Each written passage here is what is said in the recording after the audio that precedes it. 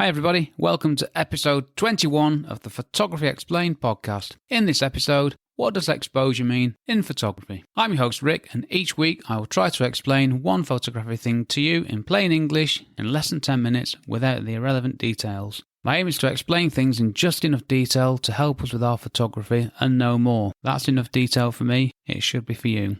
Of course, if you want more detail, there's plenty of places to go to on the internet, but hopefully I will give you just what you need and no more. What does exposure mean in photography? I like to start off with an answer paragraph. I've explained why in a previous episode, so I won't go into it again here. I won't bore you again with it. In photography, the exposure is the amount of light that reaches the camera sensor. The amount of light that reaches the sensor is controlled by how long the sensor is exposed to light, by the shutter, and the amount of light let through the opening in the lens, which is the aperture. These two factors combine with the sensitivity of the sensor, which is the ISO, to create an exposure. Okay, so that is exposure. So exposure is a combination of three fundamental settings in the camera. Aperture. Now I'm starting again with my failing to pronounce a very basic word in English, which is a bit of a concern. Aperture, shutter, ISO. These three things combine to give you an exposure whenever you take a photo.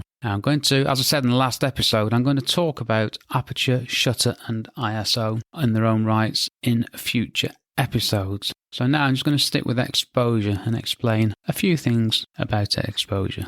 Point 1, exposure. We've covered that. 2, underexposed. What is an underexposed photograph? Basically, in an underexposed photograph, not enough light has reached the sensor, and it means that the photograph is too dark. Now, the photo could be underexposed because the metering was incorrect, the shutter speed was too slow, as in it didn't let in enough light, the aperture was too small, as in it didn't let in enough light, or the ISO was wrong. Now, I normally trip myself up explaining these, so I'm quite pleased with that one. What is an overexposed image? An overexposed image is too bright. Now, with an overexposed image, too much light has reached the sensor. Now, how can that happen? If the shutter speed is too long, or the aperture is too large, or the ISO is too... I got stuck there, didn't I? I'll get back to that because there is a point to this. Incorrect. Then you will produce an image that is too light.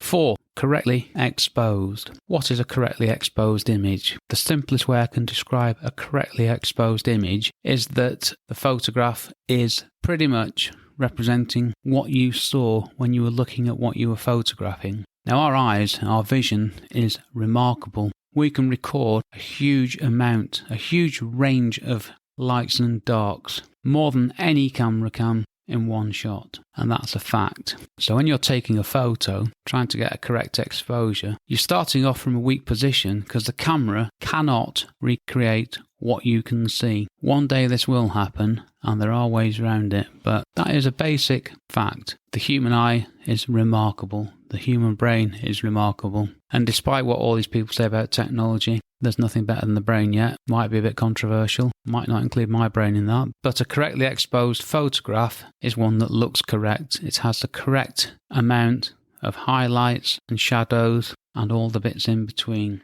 We talk about, 5, shadows. Shadows are shadows. Do I need to explain that? That's the dark bits. 6, highlights. They're the light bits at the opposite end of the scale. 7 should be everything else in between. I'll say it again because it's important. A correctly exposed image has the right amount and brightness and darkness of shadows, highlights and all the bits in between. How do you know this? Well, there is one clever way of finding this out. I've just realised my numbering's all wrong here. So 8, histogram. What's a histogram? Histogram is a visual representation of the light in a photo on a scale going from black on the left to white on the right. In a perfect histogram, well, I can't describe this if you go into Lightroom. Check on the internet, check with other people, somebody else will have done this one. So a histogram has a scale from 1 to 255. 1 is black, 255 is white, and the scale goes from one end to the other. Again, if we were starting again with photography, would we come up with this Probably not, but there is a point to a histogram. I'm not a big user of a histogram, I have to say, but I need to explain that in another episode. But you can see the histogram on the back of your camera or in Lightroom or other processing software, and that is a visual representation. Visual is much better than physical. It's a visual representation of your exposure. And whilst I'm not a big user of it, I understand it, and I would highly recommend that you understand histogram, which I'm going to add to my episode list when I finish recording this episode. So how do you get an exposure? I hear you say, somebody will say at some point. Well, you can use an auto exposure mode on your camera. 9, auto exposure. I got to get used to this numbering system. I'll explain why in a future episode. It's a brilliant idea. Auto exposure. The camera sets the aperture and the shutter, and I do believe the ISO. 10, semi-auto exposure. You set the ISO and say the aperture, camera selects the shutter. That's what I do, by the way. 11, manual exposure. These are all different modes on SLRs and other more advanced cameras, shall we say. Manual exposure, you set everything. Even though you're setting everything, you're still doing what the camera tells you to. So it's not, when people say you must take all your photos in manual, I take that with a large pinch of salt, because you can use manual mode and just do what the camera tells you, which is very different. Not very different, should I say, from using other modes. And then there's creative exposure, where you take the camera's recommended settings and you do something completely different in a creative way, which I do all the time. 14, and last, Lightroom. Get the exposure right in camera. Important, fundamental thing. Guess what? In Lightroom, you've got a huge amount of adjustment of the exposure, shadows, highlights, blacks, whites. Is it important to get the exposure right in camera? Yes, it is, because you need to start with the correct starting point. Let's get things right in camera, guys. Okay, that's exposure done. What's next? Next is aperture. I'm going to talk about aperture for 10 minutes. Not a problem. Okay, thank you. I'd like to thank you for listening, and I hope you enjoyed this episode. I hope it all made sense. If it did, please leave a nice review and rating wherever you get your podcast from. And please subscribe, easy for me to say, so you don't miss an episode. And if you could also tell everyone you know about my podcast, that would be even better. And you get a big thank you from me. You can also check out my website, rickmcavoyphotography.com, where you can find out all about me and my construction photography work, as well as my blog, where you can learn lots more about photography. There's lots on there, and it's all good.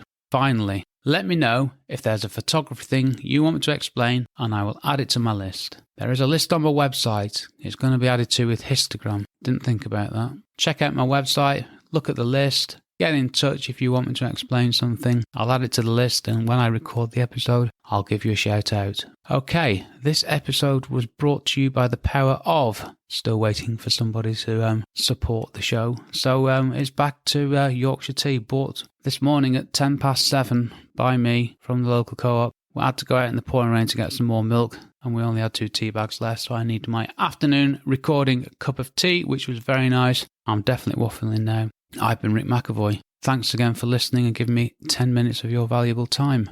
I'll see you on the next episode. Cheers from me, Rick. Bye.